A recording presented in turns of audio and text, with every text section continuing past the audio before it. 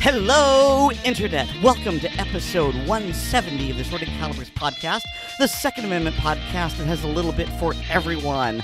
I'm Aaron Paulette. I have taken the reins. This is a mutiny. Weer'd is off visiting the head, and the inmates are running the asylum. With me, not as always, is that wacky transplant from New York, David. How are you doing today, David? Har, I be doing fine, Captain. Yar. I do be thinking that Talk Like a Pirate Day be on the 19th, yar? You said mutiny, I just went all pirate, it's just... Well, yes, but, I be agreeing with you. Which means that, our patrons would be getting this, a wee bit early, but the regular listeners, they be listening to this the day after Talk Like a Pirate Day, yar. So that aside, by the way, Weer'd does not know we're doing this. He's literally taking a tinkle. He's going to come in any minute. It's going to be hilarious. I mean, I am here and I'm frightened. Yeah, David, you talked too long about chinchillas. But hey, how are you doing, David? I'm doing pretty good. It's good to be home. I was away for the weekend. I got to shoot some really cool guns. And well, did you hurt them? Pardon? Did you hurt them? I did not hurt them. Well, why were you shooting them? I shot with them. Okay. But you discharged the weapons, Aaron. Yes. You made it weird. You made it creepy. Stop doing that. I got to shoot a Stemple submachine gun in 9mm configuration. I got to shoot an actual Suomi, which, holy crap, I understand what people say when they say that's the best submachine gun of that era. It's a bit on the heavy side, but it just makes it so gentle for an open bolt gun. Kind of like a Thompson, I've been told. It's more wieldy than a Thompson. The Thompson, the stock design on a Thompson is just not. Mm-hmm. And Thompsons weigh as much as a Komatsu dump truck. Now, I haven't shot a Suomi. I haven't shot a Papa Shah either. Is there any chance you have? Because I'm interested in how they compare. I shot a semi-auto 16-inch barreled version of the Pepsha 41, so it's not a perfect comparison. Well, I mean, no, it's not, because I was actually asking about full auto, but all right. Yeah, so I that's as close as I can get to it is that aspect. So unfortunately, but what's your answer? The Suomi, much smoother. And of course, without that extra barrel length out front, the balance is better. So even on full auto, it was smoother. Oh, yeah. Nice. Yeah, I mean, for any of our listeners who have ever shot an open bolt submachine gun, they know what we're talking about. For those who haven't, with an open bolt submachine gun, the bolt is held to the rear until you pull the trigger. Then the bolt slams forward and fires, and then that blows the bolt back. So there's this kind of double impact sensation. And it's a little disconcerting when you're brand new to that type of firearm. But yeah, that's Suomi. It was not difficult to keep bursts on target. Nice. I mean, the Stemple was very nice too, but there was nothing historic about it other than the fact that right before the '86 ban, is it George Stemple? John? I forget the fellow's first name, but Mr. Stemple made a whole bunch of basic tube receivers and registered them. And you can get kits for all sorts of variants. But then I also got to shoot was a G43, sometimes referred to as Hitler's Garand. It's a 8mm semi-automatic box magazine fed rifle. So it also bears some relation to the Russian SVT-40 in regards of its mechanism. But that thing, that was hysterical because it's an 8mm Mauser rifle, so yeah, a lot of danger at the muzzle. There's almost as much danger at the ejection point. Wow. Yeah, we were firing at an outdoor range, and they had metal roofing about 12 or 14 feet up. and there were sections with gaps for increased ventilation, and I fire one round, and the ejected casing goes up through the gap and lands on the metal roof. And I fire the round, and we hear it hit the metal roof, and I glance over because I figured it hit the underside and was going to land on somebody, and then we hear tink, tink, tink, tink, tink, tink as it rolls down. So what were you doing that you were able to shoot all these fun, interesting guns? I went to an event that Mad Mike hosts annually, and I finally managed to get there. Oh, Shoots and Boom and Vigor? Yes. It didn't go quite as planned because there were some issues with the scheduling, but we made it work, and it worked well. Yeah, one of these days I'd like to attend. Yes. I've been saying that for multiple years, and this was the year I actually attended. He did say that he's talking about doing another mid-year one in March. Well, March isn't mid-year. Well, mid between the normal September events. Okay. Sorry, I should have been more clear on that. But on the other hand, March is my birth month. Hey. So yeah. Sounds like somebody needs to get herself a nice birthday present. Yeah, sounds like. Guns. I also got to shoot an FN-49, also an 8mm Mauser, which is... It was a pre-war design by Dudion Saïd, who was the man who finished the high power after Browning died. Mm-hmm. And he was also involved with Browning. He is sometimes referred to as Browning's understudy, which is not giving the man the credit he deserved. But the FN-49 was an old school battle rifle when it was designed, but it was the M1 Garand to the FAL and M14. So essentially, imagine an FAL, but with a traditional wooden stock and a fixed box magazine that fed through stripper clips. The box magazine was removable. It was not readily removable. Mm-hmm. But it is a gorgeous rifle. And also, as I said, an 8mm Mauser, this particular version, and so smooth. The G43, because of semi-auto, wasn't as punishing as, say, an 8mm Mauser 98K. But the FN-49 made it brutal. It was just such a sweet rifle to shoot. So I don't think we're going to be able to cap David's weekend at all. So why bother? Weer'd, how about we just go straight into the main topic? I think we could do that. So you don't want to hear about the rest of the guns I got to shoot? Normally yes, but we're already running kind of long. Okay. Would you like me to step out so you guys can finish the show so I don't extend it even further? Because you know I can talk. Yes, you can.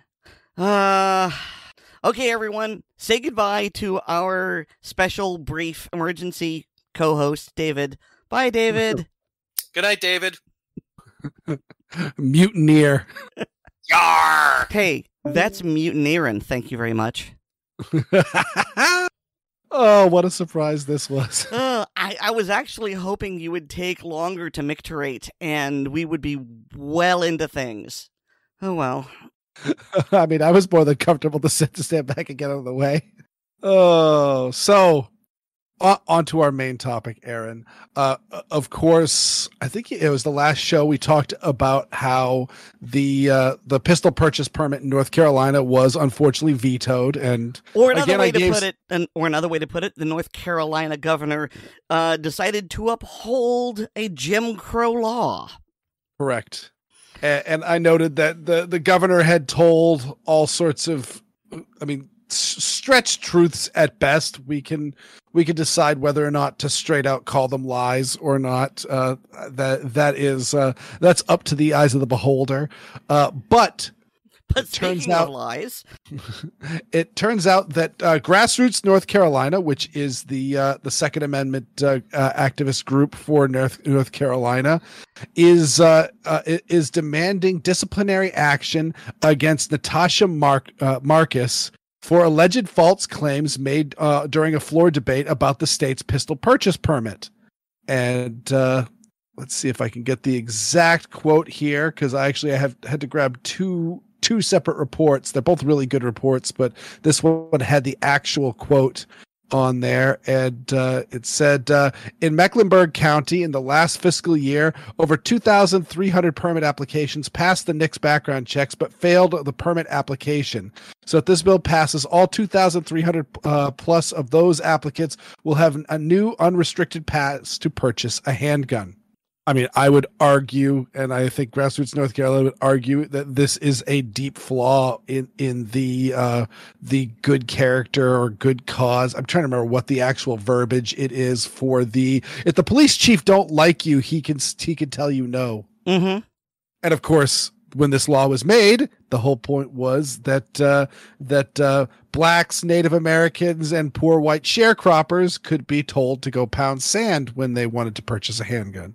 And so, yeah, this is terrible. It's garbage, and I'm glad that they are holding her feet to the fire. I'm not sure if what the mechanism of action for this disciplinary action is, because obviously it's a pretty split House and or Congress in the state of North Carolina. So I'd be interested to see if this is something they could go by with a bare majority or what, and what this ends up doing. But just the headlines that it's creating is damage enough. Okay, I feel like you're, I don't know, not burying the lead, but you're not drilling down to the really bad thing here. Okay. So Marcus claims that these denials, the 2,370 whatever. So they passed the NICS background check. So they filled out the form 4473. Everything was fine, but they failed the permit application. Mm-hmm. Now, how does one fail the permit application while passing NICS? Well, again, what it must come down to is that good character thing, which is all completely subjective. And so, as one of these articles say, it doesn't mean that over 2,000 people couldn't purchase a handgun. It just means some of these reasons for denial, such as they didn't pay the permit fee, or they didn't sign the release, or for whatever reason they failed to provide the required documentation. I expect in some cases people went and wanted to buy a pistol and went through the process and then realized, oh, wait, I'm supposed to get a pistol purchase permit? I didn't know this. This is my very first time. And so they had to stop the procedure, go get the triple P, and then come back and buy it. And so what I feel she is claiming is that she's claiming that these people were denied for a very good reason, and otherwise, there would be all these over 2,000 unsafe people. And she's basically saying the fact that the pistol purchase permit denied them is proof just by itself. I guess prima facie might be the right Latin for it, is proof that we need the pistol purchase permit to deny these people. Mm-hmm. It's circular logic. There is no reason for this. Someone passed the background check performed by the FBI, but that's not good enough. Mm-hmm. And so, yeah, this is very definitely, it's not just arguing in bad faith.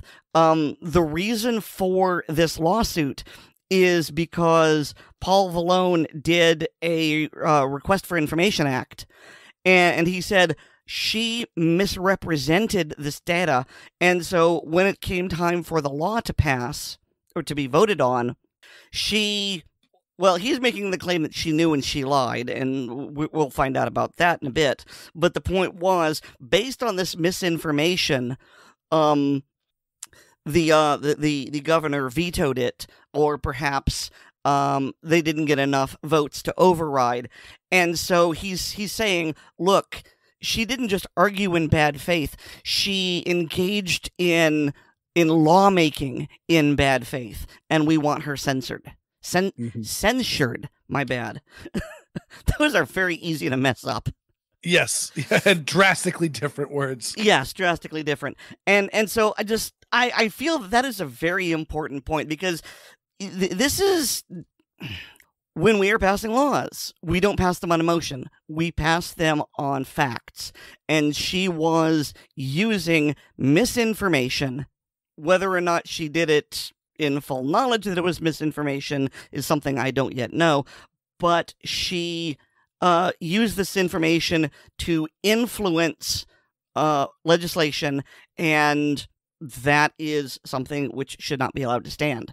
So, yeah, it's going to be interesting to see where this goes. I don't know if anything's going to come from it, but, well, see, I recall that Paul Vallone and, I believe it was Paul Vallone, or was it someone else who sued Katie Couric?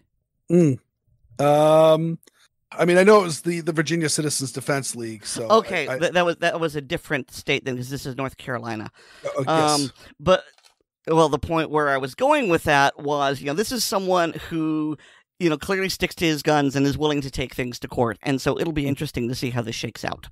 Yes, it will be, and I will go a step further in pointing out that by her, whether these numbers are cooked or not, and they very well meet. You gave an interesting point, is how many of these people were people that went into the gun shop. I would assume most gun shops in North Carolina would ask to see either your carry permit or your pistol purchase permit once you're looking at a handgun and deciding to do the paperwork before you start putting pen and paper to a 4473.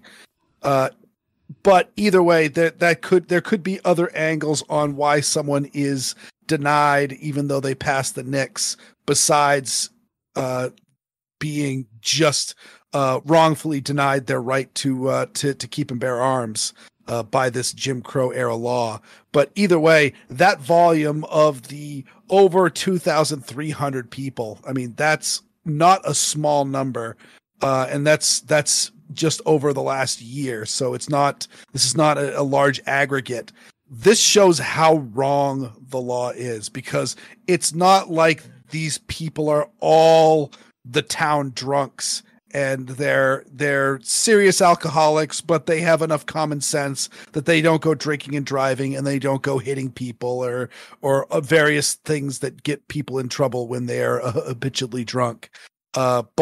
But everybody knows that most of the time they're loaded, and therefore they should not have a handgun, though there's nothing stopping them from buying a shotgun or a rifle. It's just, no matter how you slice it, you can't make that 2,300 people anything but wrongfully denied their rights. It would be less damning if it was more sparing. If there was 100 people over the last year, well, then maybe you could argue that, oh, well, maybe there is something about all those people that maybe it's not justifiable. Maybe it's like the man from Massachusetts that we talked about several shows ago, who clearly had friends that were involved in drugs, and so he had a lot of close associates that were arrested on drug charges, and he had been found by police at various drug deals, even though at no point in any of these interactions with the police did this person do anything illegal. That he didn't have drugs on him, he was not buying drugs, they did not catch him using drugs, he didn't have drugs in his system, he just was there. When you look at the number of cases on that guy, it looks really bad. But again, if you've got a person that's like that, and you're saying, geez, they have a gun or they want to get a gun and I don't want them to have it, well, then assign an officer to them. Put the guy under surveillance, put him under a fine-tooth comb. Police are allowed to do this, and catch him doing something bad. Because if you can scrutinize somebody and not catch them doing that, they say we commit like 5 felonies a day or whatever it is. It's just for lack of trying. Mm-hmm. When I was in Police Explorers in high school, it was one of the very, very first meetings, and our officer was explaining to us well, again, it's been a long time. It was last century, but I believe the purpose of this particular presentation was the importance of discretion on the part of the officer. And she said, I can sit outside of a parking lot and I can watch people leave. And I can guarantee you that 9 times out of 10, I can find something that person did to pull them over just leaving the parking lot. And admittedly, that's not a felony, but still, we've got all these traffic regulations and we don't know how many of them we are breaking. And, again, that's just the traffic stuff. Then we get into the misdemeanors and the felonies and, oh boy. So yeah, we definitely have a problem with way too many regulations in this society. Mm-hmm. Yeah. And enough that, there was one point when my wife, she lost a credit card and she was alerted by the credit card company because somebody had filled up like $1,000 worth of gasoline on her credit card. And they said, this seems odd. And she says, it does seem odd because it's not, I don't have it. It was, I think she left it in a vending machine when she was buying a subway pass, I think, if I remember correctly. And so part of the lost and stolen credit card thing, and to get the credit card company not to charge her for all of the fraudulent charges, is to have a police report attached to the theft and the illegal use of the card for the credit card companies to use. And so the police had come over to our apartment at the time, and I was very nervous, not because I had done anything wrong, but because I'm a gun owner in Massachusetts, and there are so many gun laws here, and they don't make any sense. That is one of those and there's none that are minor infractions. If you screw up anything with a firearm here in Massachusetts, you're pretty much looking at a felony no matter what. And so just the idea that there's a police officer in my house and one of those oh, I see you have, ammunition not in their factory boxes. That's against the law in Massachusetts. No, I didn't. Well, ignorance of the law is no excuse. Yeah. We have so many laws that the average person could not even expect to know all of the laws that they may or may not be breaking. Jeez. 5 felonies a day. Yes. if not more. I really want to do something like, speaking of felonies, unfortunately I can't. But you know what? That's not going to stop me. Without saying anything that's legally actionable, we're going to pivot from 5 felonies a day to David Chipman. And unfortunately, Weer'd, this is the very last episode of Chipman Watch 2021. Chipman Watch! Chipman Watch. Dun-dun-dun-dun. Yes, this is the very, very, very last episode before we could come up with a theme song.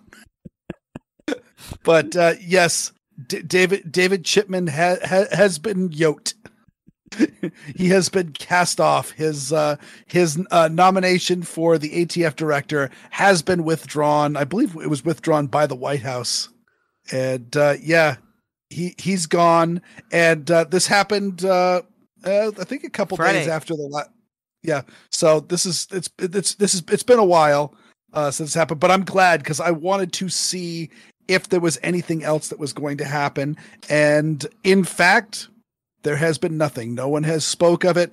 There were a whole bunch of somewhat vague mainstream media reports on his withdrawal. It was my wife came home and said, "Oh yeah, I was scrolling through my phone on my lunch break and saw that David Chipman has been withdrawn." And I'm like, "What did it say on why he was withdrawn?" And she says, "Oh, they were blaming the NRA." Yeah, blaming the NRA. Well, interestingly enough, I have here the statement from the president on Chipman's withdrawal, and they didn't blame the NRA. Well, they didn't say the words NRA. They blamed the Republicans, and they mentioned that they were moving in lockstep with gun manufacturers. Now, maybe to the anti-gun side, gun manufacturer equals NRA, but we know that's not true.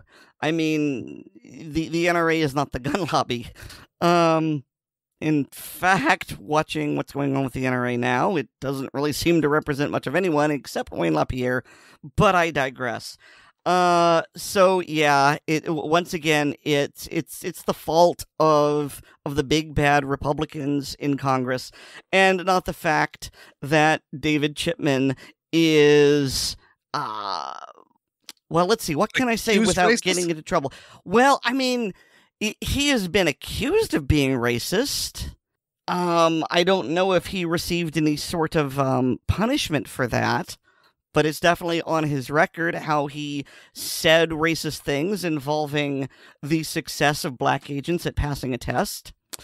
And there are reports that he said, such as he made tasteless jokes involving dead bodies at Waco. Mm-hmm. And of course, there is the, this is absolutely true, how he has completely been in bed with the anti-gun lobby, not just with Bloomberg, but also with ShotSpotter, which, by the way, has been proven not to work. So the man was absolutely a partisan hack. He was in bed with the anti-gun forces, and putting him in charge of it would be like putting a homophobe in charge of investigating race crimes. Good riddance to bad rubbish. Mm-hmm. Yes, and interestingly enough, that the White House blames Republicans, but it was in fact Democrats that were the one that torpedoed him. Is that yes, the Republicans immediately came forward and said this is a terrible nominee, and we all do not support him. And furthermore, when Stephen Gutowski's reports on the racist allegations against him, it was called forward that to have a second Senate hearing, on which case I would assume they would be able to get a hold of his personnel files, since they all have the top secret clearance and all that stuff, so that it could be seen by them, and they could take the knowing parts without having to release it to the public, even though there is a Freedom of Information Act request out there, which will probably show up in the next few days. Now that he is gone from the limelight. But yeah, it was Angus King had backed away from it. Joe Manchin had backed away from Chipman, and I'm sure there were many other Democrats that were not as vocal as the ones that did speak out. And yeah, it was very clearly this is the Democrats' nominee to lose, and they. Yeah, they absolutely did. It was definitely probably the hope of them, because they knew this was going to be a partisan, nomination. That shouldn't be. Again, that's one of the hopes of the Assorted Calibers podcast, is we make Second Amendment nonpartisan again. It used to not be partisan, and it is partisan now, and it shouldn't be. It should be both parties should be in favor of the right to keep and bear arms. But yes, they knew it was gonna fall on party lines, but they thought, oh, maybe we can flip a couple of softer on the Second Amendment Republicans, and of course keep all of the Democrats. And it went just the opposite. Is they definitely lost a few Democrats, and they got none of the Republicans. And so he's gone. It will be interesting to see what happens with David Chipman, especially as I said with my last interview with Stephen Gutowski, on just the idea of how could they have not known about these? Like, how could they have not pulled his personnel file, or even asked him about his personnel file before they nominated him during the vetting period, is beyond me. But the idea of some controversial nominees end up getting cabinet positions or bureaucratic positions, kind of as a consolation prize for putting themselves forward. But I've got to wonder if David Chipman's not going to just be cast out, and not just cast out of politics, but cast out of anti-gun lobbying as well, just for the nature of these allegations. Well, I mean, somebody needs to be blamed for it, and that it's not going to fall on Bloomberg. No. Because blame, like feces, flows downhill. Yes. So It'll be interesting to see. Oh, and one more bit, just again to add to my little conspiracy. I had not noticed this before, but just this morning, I just decided to go and look. I've been meaning to, but I hadn't gotten a chance to. But I said, you know what? Today's as good a time as any.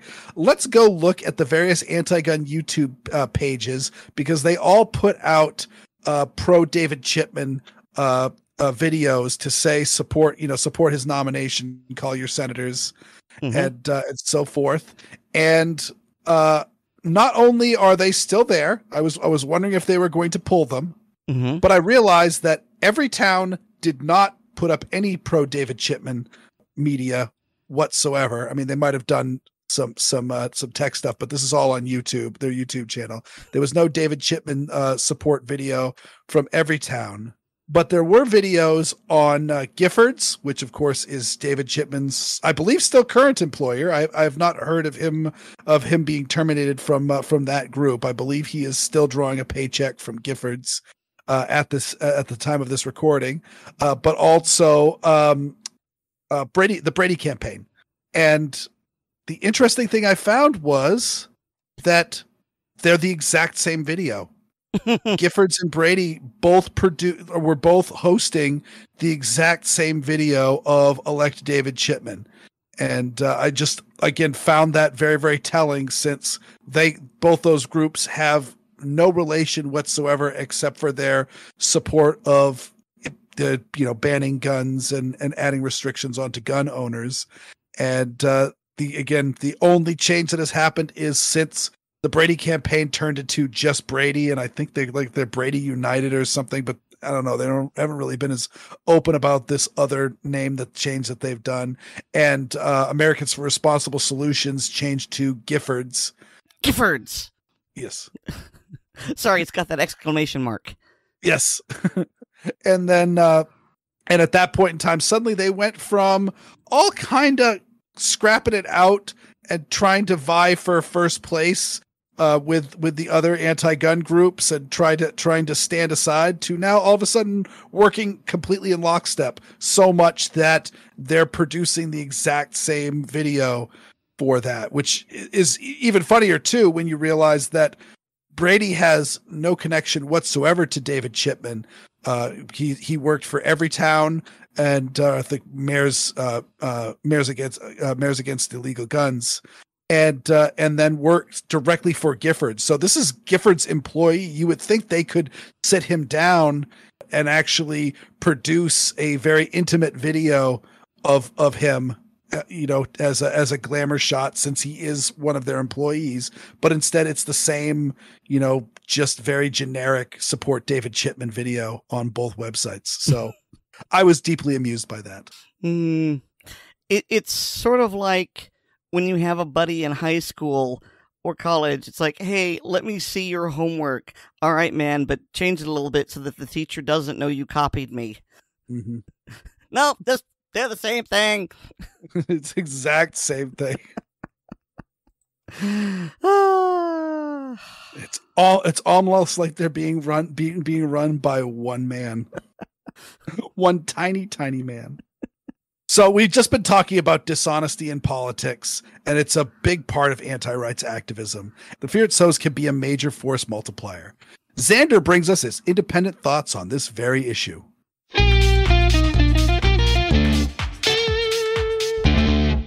Welcome to Independent Thoughts with yours truly, Xander Opal. Fear is a nasty, insidious thing.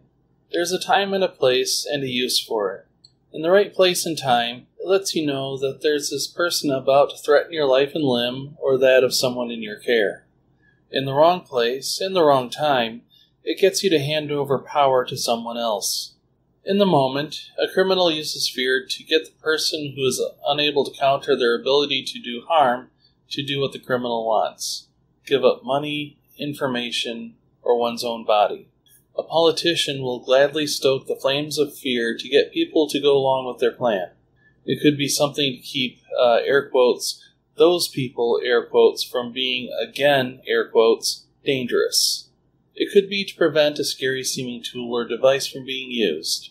A friendly, helpful smile and a hand offered to take something, you really don't need it that much, honest, to stop these horrible things from happening. Well, if it didn't work that time, obviously you need to give up another thing to keep those horrible things from happening. Fear darkens the view of the world, removing hope and the will to be decent to those around you. It feeds on itself, urging you to watch horrible things happening to others, making you think that you're a moment away from it happening to you. Click the next link to see the next horrible thing, and another thing to be afraid of after these messages. Preparations and consideration break this cycle of fear. When you don't give power to others, but rather make reasonable efforts to be ready for terrible situations, whether the right tool is a gun, or a toolbox in the trunk, or simply confidence and the benefit of the doubt. Fear is something that should be acknowledged, considered, then dealt with. Resolve the situation, but don't give power to someone else. The best and bravest of us all were afraid in the worst moments of their lives. The bravery comes from moving past the fear, having acknowledged it, without having fallen to it. Without being ruled by fear, we can reach out a hand to take not power, but the hand of another who needs help in the moment. It is the way to deal with it that lifts everyone up and makes a better life for all. Have fun, be safe. I hope I gave you something to think about.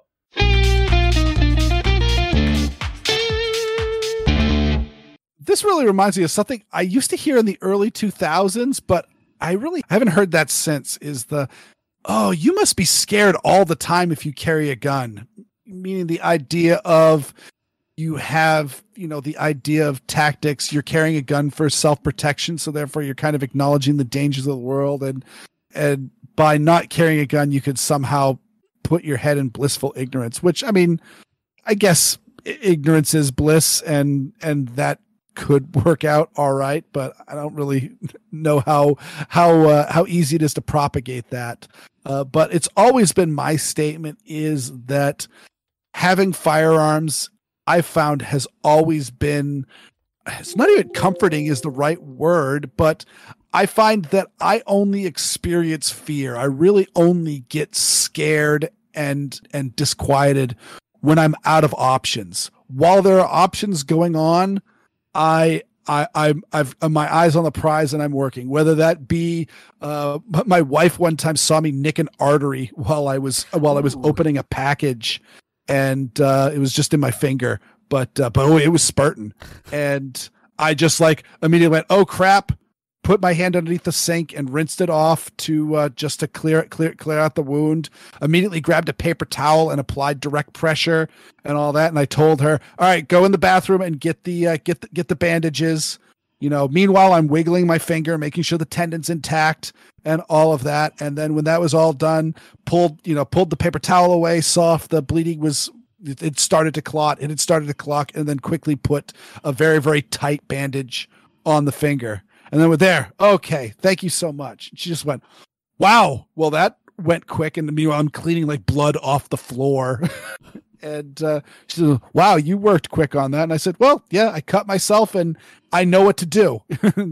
All of those things are all things that I do when I cut myself. And at no point in time, after I was done, I was like, ooh, yeah, that was an artery. Hopefully this will hold and I don't need to go to a hospital. And it turned out to be just fine. Yeah, you must have just barely nicked it. Yeah, Wow. and again, it was on the inside of my middle finger, and so it's not like it's a big one. But again, it was I went deep enough that it was pulsing. You hit an artery. Those things are not on the surface for a very good reason. Very much so. Yeah, and so I'm kind of surprised you didn't need stitches. Yeah, no, I got the bandage on nice and tight, and that kept it all closed. So it worked out. It worked out well in my favor. But it wasn't. It was obviously very deep. I would think that maybe you punctured some muscle or something. You didn't need any of that stitched together. There isn't much muscle in your fingers. It's all done with tendons. Hence the reason why if you can still wiggle your finger, you're pretty much in good shape. Huh. Okay then. Yeah, your hand is essentially a marionette puppet. It's all like the muscles in your forearm that are going through. It was just like I before I had my carry permit, I was always carrying a K-bar TDI, and I gave one to my wife as well. And I'm just like, yeah, if anybody ever grabs you, yeah, just take this thing, and if nothing else presents itself, work this on the inside of their arm. It will make if you do it enough times, you'll eventually get something that'll make that hand stop working, and then you can get away. That reminds me of a specific scene from Face-Off. Actually, it's been a while since I've seen that one. It's been a while since I've seen it too, but okay. So the John Travolta character, no, I've got to get this right because, okay, for people who don't know, Face-Off it's the ultimate in 90s edgy. So you've got a bad guy, and there's a good guy cop who needs to infiltrate his organization. And so they take the bad guy's face off, literally, surgically, and they take the good guy's face off, and they preserve that, and they put the bad guy's face on the good guy, magically, so that the good guy can then infiltrate and stop whatever terror attacks. And then someone breaks in and gets the bad guy out, and then he puts on the good guy's face. So you've got John Travolta, he's acting, but so he's in the guise of the good guy, but he's actually the bad guy. And he has gone to the good guy's house and is living with his family, and so he's got a teenage daughter, and she's having boy problems, and I don't mean boy problems as in does he like me or not, but it's like the guy, he's getting handsy or something like that. And so he gives her, I believe it's a butterfly knife, shows her how to use it, and says something like, the next time he touches you in a way you don't like, stab it into his thigh and twist. And twist is the important part, because he's saying, that'll prevent the wound from closing, and it should, bleed a lot as well as hurting. And so that's exactly what I was thinking about when you gave the TDI to your wife. It's like, yeah, someone comes at you, just, stab and twist. Yep. Stab. And in the case of driving into somebody's thigh, stab and twist, that's a good way to get the femoral artery, and it'll bleed a lot, as in it'll bleed all of it. It'll get the needle on E. But yeah, and one last thing that I want to point out, and I was tempted because I was hearing some other points being made for some other political issues, but you know what? I'm just going to keep the waters clean. But there are so many political issues where the people arguing in favor of their issue du jour is to make a dishonest point, is to make a straw man argument for the opposition, and in order to get through. We have the pistol purchase permit claiming that it all will save lives, or it'll keep bad people from getting guns, which is garbage. And I just got to say that, like, it's frustrating when the other side is lying and being dishonest and trying to stoke just unnatural fear in their followers. But at least that's good proof to know that they know they're on the wrong side. That's their last refuge, is just, tell people that these AR-15s are machine guns, and if we pass the 1994 assault weapons ban, it's banning machine guns. That's the last refuge of a scoundrel.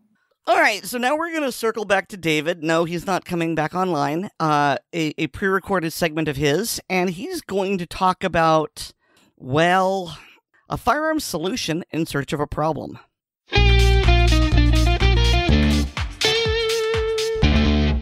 Hi, and welcome to Gun Lovers and Other Strangers. In this segment, I'd like to talk about one of the more unusual firearms to come out of the early post-World War II period, the Dardick. In September 1954, inventor David Dardick of New York City submitted 2 patents. Number 2,865,126 for an open chamber gun, and number 2,983,223 for ammunition for open chamber guns.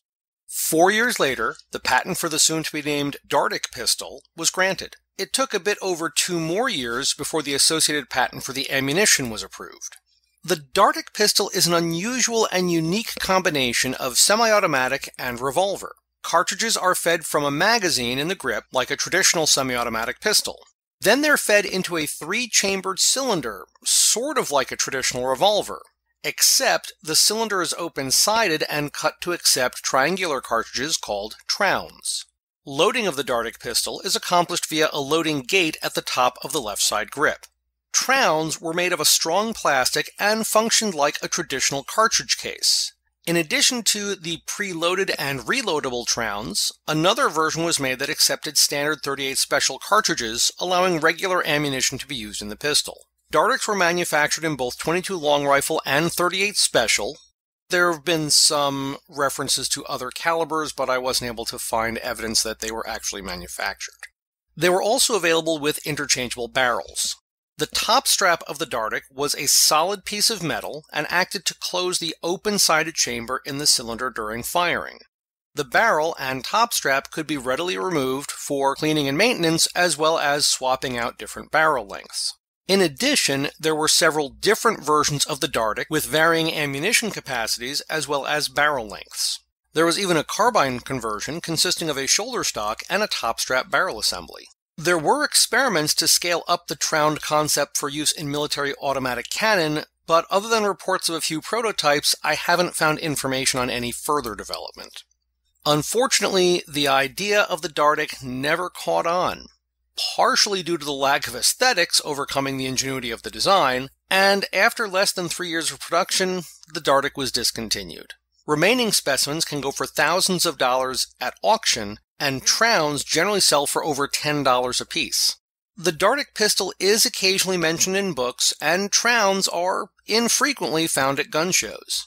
Other than that, this remarkable design has almost completely fallen out of memory. Keep your eyes open, and you might come across a unique piece of firearms history. I can't blame Xander this time. You know what? I can. Weird is not that clever. A thing could be two things. I'm pretty sure he is.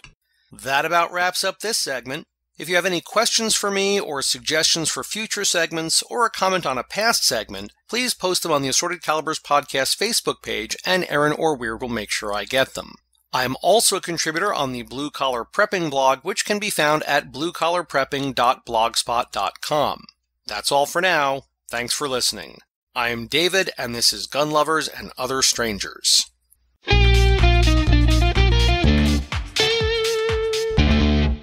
All right, so that was an interesting segment, and I know about the Dardick and the Trounds, and I seem to recall we've talked about it. We've talked about that in more or less the same breath as the Gyrojet pistol. It's one of these really weird guns that was an evolutionary dead end on the tech tree.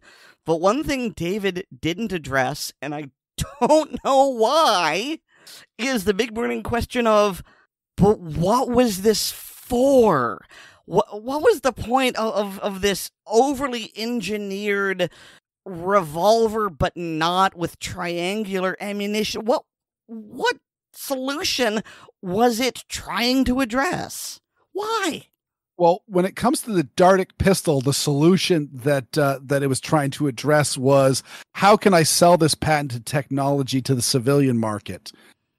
Because it's my understanding, and I'm dealing with a lot of kind of, there's not really a lot of documentation left from Dardick. It's my understanding, and it happens to be my mechanic claims, I haven't verified this, but that his father actually worked with David Dardick in actually making the Trounds for the guns, and he actually saw some demonstrations of some of Dardick's military technology.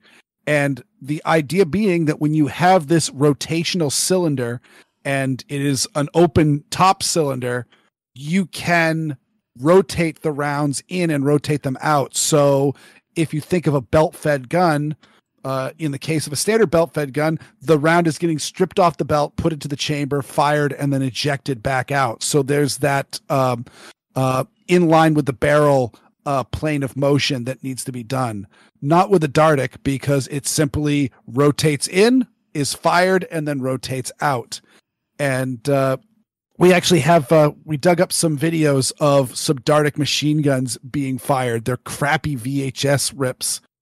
So unfortunately, they're not like really, really in-depth Ian from Forgotten Weapons type video where they go over all the little parts and minutia and all that. But the idea being that it could get a very, very high cyclic rate and presumably a higher reliability. I mean, if you have a failure to fire or even a case rupture, it should just clear itself all the same. Of course, the downside is if you're using a single barrel and doing minigun rates of fire, miniguns have multiple barrels, number one, so that it can load and unload itself very quickly, but also so that the barrels have time to cool in between shots, because it's very, very high cyclic rates will just eat the rifling right out of the barrel very, very quickly. Yeah, I've seen machine guns where the barrels begin to glow, and that's when you need to change them. Yes, and you can actually see the rounds traveling down them. There's actually streaks going down them. So yeah, that's my understanding, is that Dardick was really trying to make machine guns using the Trounds, and just in the meantime, while he was waiting for the government to accept it. And of course, we know with all like the pistol trials and machine gun trials, and like there's this like new like Sig Sauer machine gun that's being tried out, and who knows if it's going to ever make it into the front lines. He was going to sell pistols and carbines to the American public, and of course he couldn't sell them machine guns at the time, so he came up with the semi-automatic magazine fed revolver. Okay, well, that certainly does explain it. And wow, the Dardick is a powerfully ugly pistol. Oh, it is homely. We actually, Ryan and I did and I'm trying to remember if it was like, if we had TJ Gautier on there or not as well. There was a third person, and I can't even remember who it was. But yeah, there was a bunch of us, and we kind of did our top picks for the most attractive handgun, and we all agreed that it was the Colt Python. The Colt Python by far. Oh God, they're beautiful. And but the ugliest guns, we all essentially decided that any gun where the barrel is just naked and hanging out front, like the Dardick, like the Nambu, were all just fugly. But doesn't the broom handle Mauser also have a barrel that's just hanging out naked like that? Yeah, it does, but that one. But it's different somehow. Yeah, it's different somehow. I do like the broom handle. I mean, they look. Honestly speaking, I liked the broom handle a lot less until I actually handled one and realized that they look really big and kludgy when you look at them in pictures. And then when you pick one up, you're like, you know what? That actually makes a lot of sense. Of course, I can't look at a broom handle Mauser without seeing Han Solo's pistol, and so it always looks strange when it doesn't have that little conical whatever right at the muzzle. Yeah, I think that's like an Enfield or Bren gun flash hider. I actually for a moment thought you were gonna explain what it was within Star Wars. Oh, every time I've read the tech behind the various things, but it's one of those like, it seems like a lot of the people that retcon the technology, they come up with a lot of good ideas, but there's always holes in it, such as like the blaster cocoon that's created by the stormtroopers armor, but really in fact the stormtroopers armor does nothing. Like it doesn't stop blasters. A Wookiee can still knock you out with his bare hands. And I get that Wookiees are amazingly strong, but still you're wearing futuristic armor. It literally provides as much protection as the armor that the 501st Legion wear. Yes. It's pure plot armor. So Weer'd. Who doesn't have plot armor? Matt's friend. So one of the worst bugbears of safety of any kind is complacency. And Matt from Geeks, Gadgets, and Guns tells us a story of his friend who unfortunately got complacent.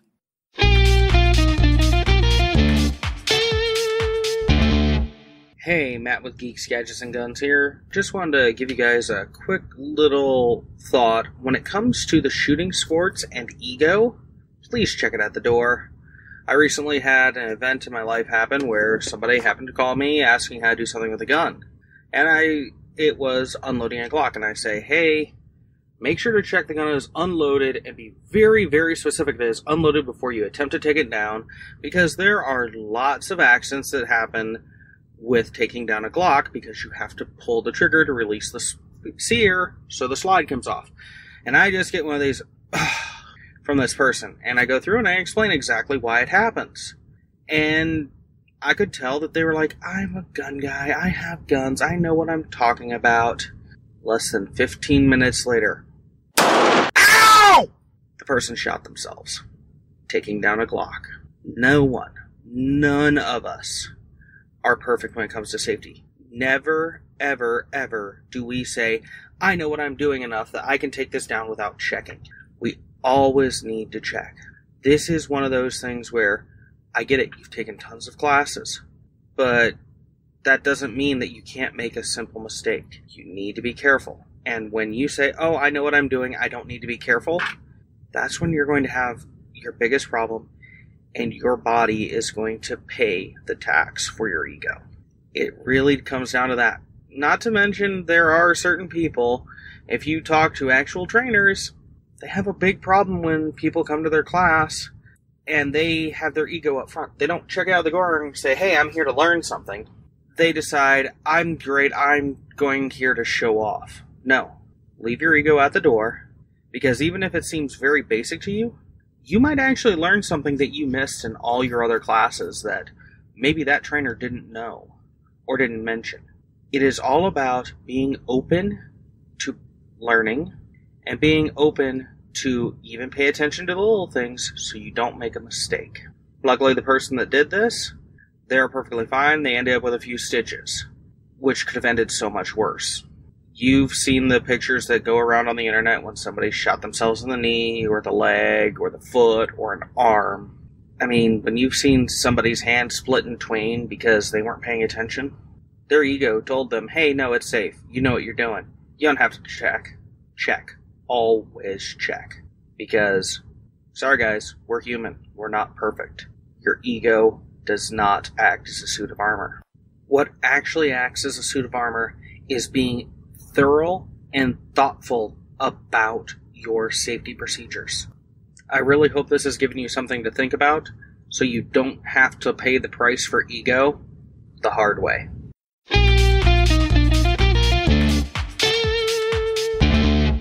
When I instruct people on firearm safety and I mention always consider the firearm loaded, and I go through, okay, you need to direct the slide, you need to check, you need to not just look but use your finger.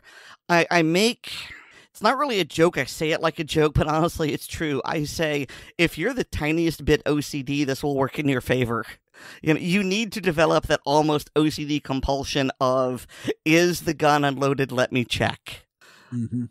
There's now a defunct webcomic called Failure to Fire, which irritated a lot of people. But there was one where the main character who worked in a gun store was explaining the rules to a new customer, and he coined the phrase, I believe it was asshole bullet fairies or something like that. It's like, if you leave the gun alone for a moment, asshole fairies will appear and will load the gun. So you always need to make to check to make sure that the fairies haven't loaded your gun, which is a funny way to put it, but funny things have a way of sticking in people's minds. And whereas the whole, well, you've got to check it every time, people may go, whatever. They may actually remember the phrase asshole fairy and look it up. Yeah. And yet it does seem silly. Like, there'll be times when I'll be working on a gun down in my armory. So it's just me all alone. I've got control of the workspace and all that, and I'll set a gun down and then I'll pick it back up not that long ago and I'll clear it. Or I'm going to be doing some dry firing and I'll clear the gun and then get ready to do the dry firing and realize, you know what? I was not giving it my complete and utter undivided attention. At some point during that clearing, my mind wandered, and I noticed that my mind wandered. Let's do it again just in case. And of course, it's still clear.